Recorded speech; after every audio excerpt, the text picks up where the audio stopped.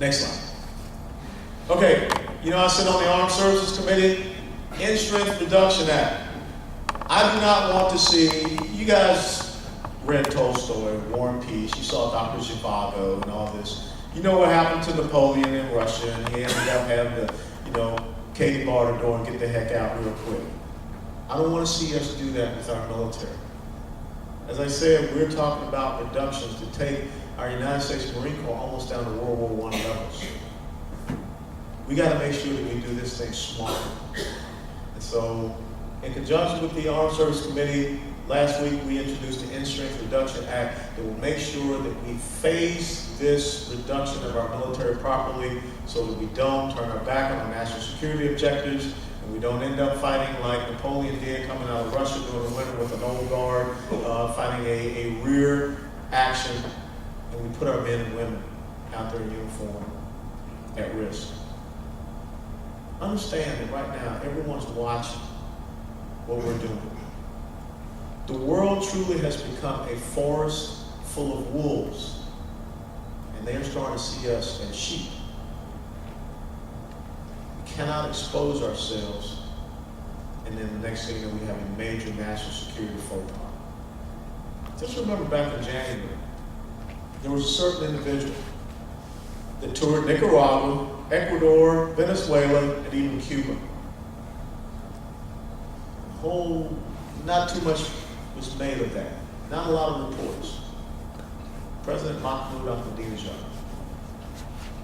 Now, back in the days of the Soviet Union, if the Soviet premier was touring all across Latin America and was just 90 miles away from where we are here in South Florida, you would have seen more reports on that. We got to keep focused on making sure that we draw down our military in a right way so that we don't put them in any type of risk. Next slide. Okay, that's it.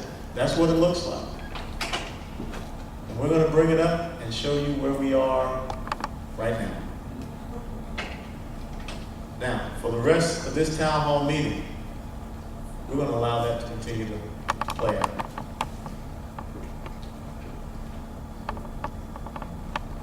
We are treading water in an ocean,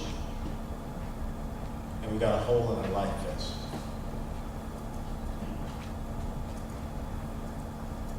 $4 billion a day. All right, Rick?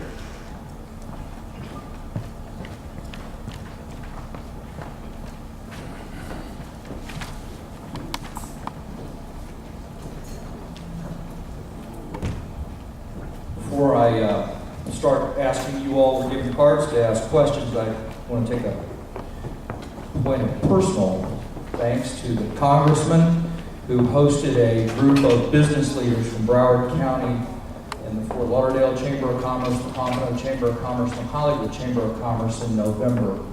And it was quite an eye-opening experience for all of us, and I just want to personally thank you. And for that, and he even, I got a chance to do something I would have never thought I would have done, but he introduced me to the Florida delegation and asked me to address the Florida delegation. I was truly honored, sir, so thank you. Okay, let's get on with this. There's a lot in here that I've read through, a lot of the same questions, so we're going to try, but the one that keeps coming up is we don't want you to leave us. And Call Tallahassee and and they want to talk about the health care. And is it what's happening with that? And what are you seeing there? And just kind of talk a little bit. I know you addressed it. Well, there are two things. Supreme Court can come back. I don't think that they can rule the entire health care law unconstitutional. But the thing was, in the rush to get it out there was no severability clause that was put into it, so that if the Supreme Court comes back and says that the individual mandate is not in keeping and not constitutional as you evaluate it against the Commerce Clause, then because there is no severability, it could cause the entire health care law to be therefore ruled unconstitutional. Now, this is what we have to look at. we want to protect our seniors with the donut hole with Medicare, no doubt.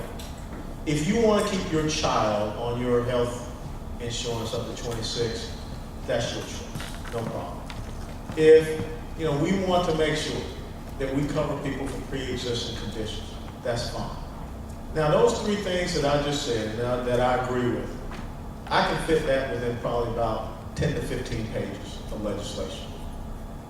It's the other 2,685 or 90 pages that brings forth that chart that you showed, that showed you.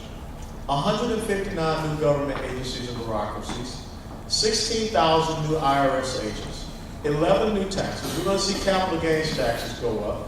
How many seniors here use dividends? Okay, dividends taxes. We're looking at dividends taxes going from 15% up to 44.1%. Okay?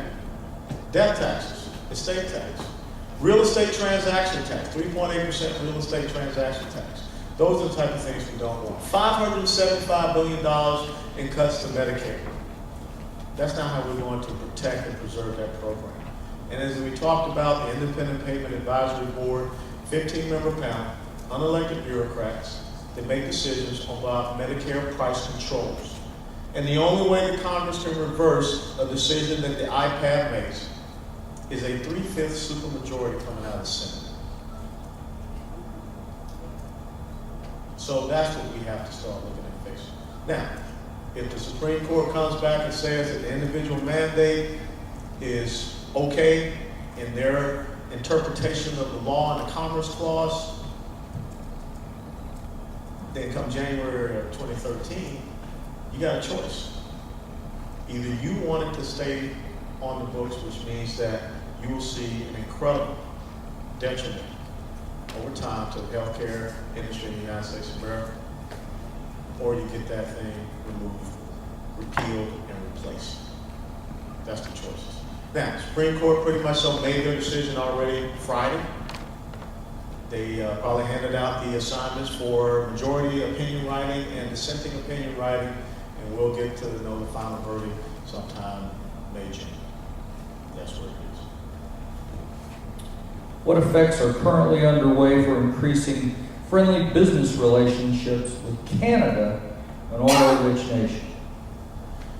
Well, if I could have been a fly on the wall yesterday when Stephen Harper, the president, and President Calderon were talking, it would have been interesting to hear the decision about the Keystone XL pipeline. We already know that Prime Minister Harper, they have the resources. If it does not come south, they're talking about it going west, and China is already interested in that. Last Friday, when we heard the talk about, the oil and natural gas industry and how bad they are, it was the exact same day that a Chinese oil and gas company went past ExxonMobil. And this company this Chinese company is 86% controlled by the Chinese government. And they did it in 13 years. So everywhere that you're finding natural resources, energy resources, raw materials, anywhere across the world, you will find a Chinese flag. Now, wouldn't it be a shame if one day in the future, our children are having to go to China for energy resources? Don't forget, how many people know what Scarabeo 9 is? Okay? This is the type of thing that you all need to know. Scarabeo 9 is a Chinese-made oil rig that is 55 to 60 miles off the coast of Key West. That it was, in January, was rented out to a Spanish company called Repsol, and it is drilling in waters that are deeper than Deepwater Horizon. And Ken Salazar, the Secretary of Interior, and our administration provided some technical advice and expertise to them to place that oil rig. Scarabeo 9 meets no standards of an American oil rig or platform. And if there's a catastrophic event, call up your Coast Guard right here, and they'll tell you, they'll show you the path that oil slip will take. It's right here. Along that line, Mr. Zappi writes, he wants to know, has the president given the infrastructure road job to China? Is there any way